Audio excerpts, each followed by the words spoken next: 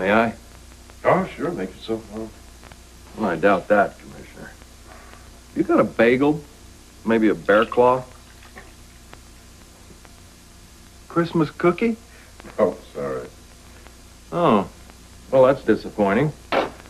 Naturally, since I was invited over, I had hoped for refreshments.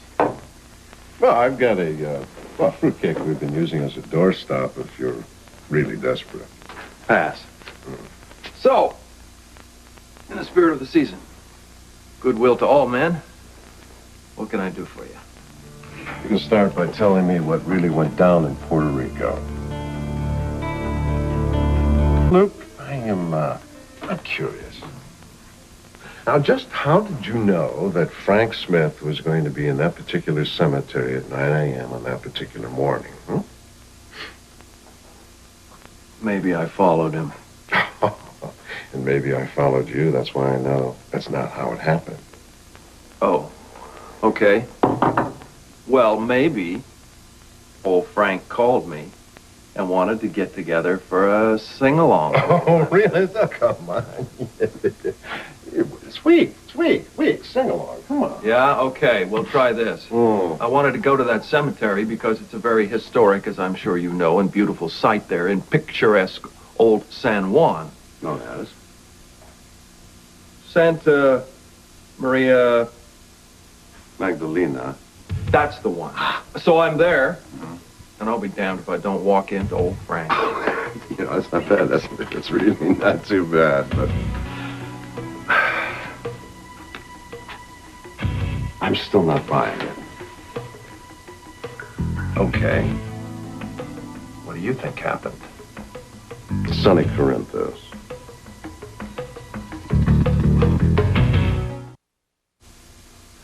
Shame on you, Sean.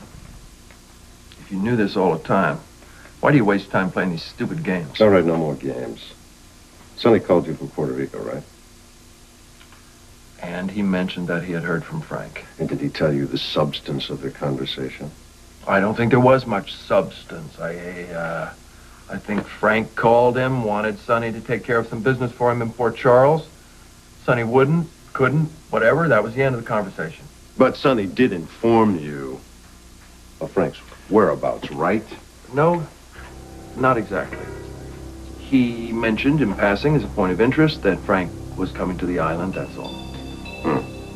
And within hours, you're on a plane to Puerto Rico with the intention of killing Frank.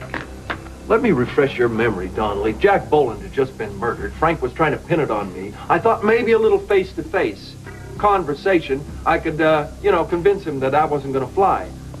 But I didn't get a chance to do that, if you recall, because you fell into the picture, and I had to bail you out. Thanks again. Oh, by the way, the Puerto Rican authorities are a little bent out of shape because you did not declare your weapons when you entered the country. Well, take care of that for me, will you?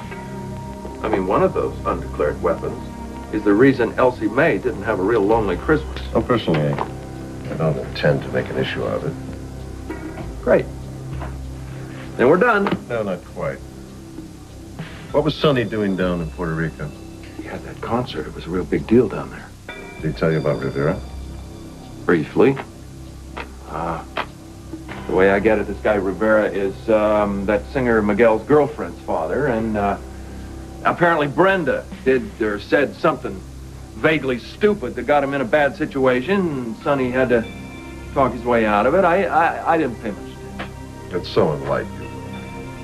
Look, Donnelly, an incredibly despicable man is dead.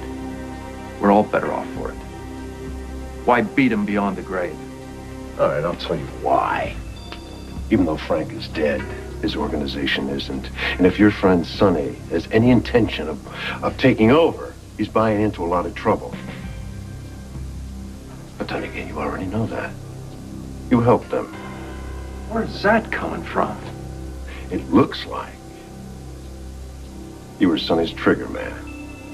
I'm nobody's trigger man, Donnelly.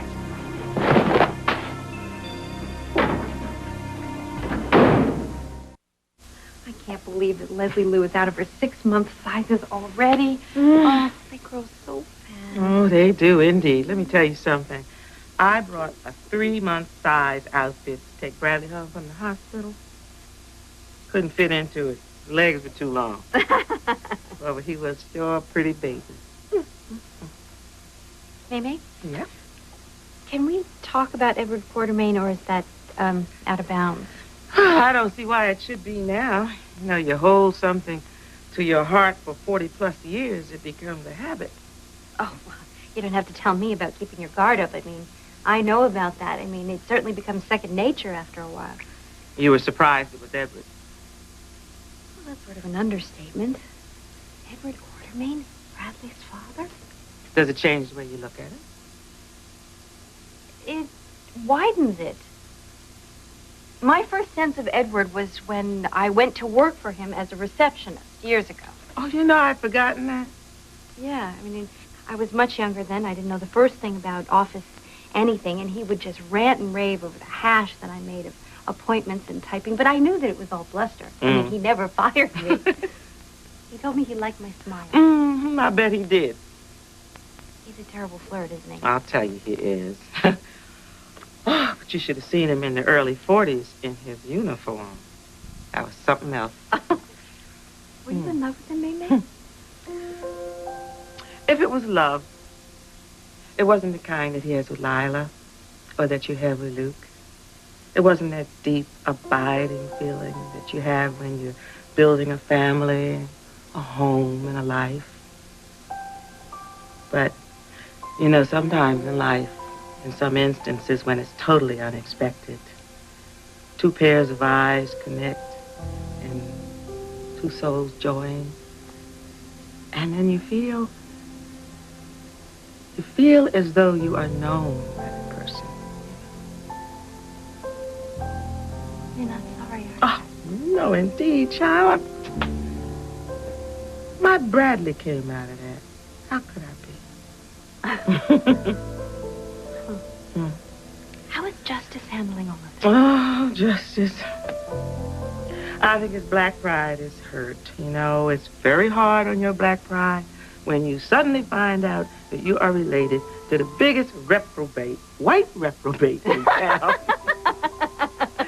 And I'm afraid that's the way Justice sees it. No, I don't think Justice is taking this news well at all.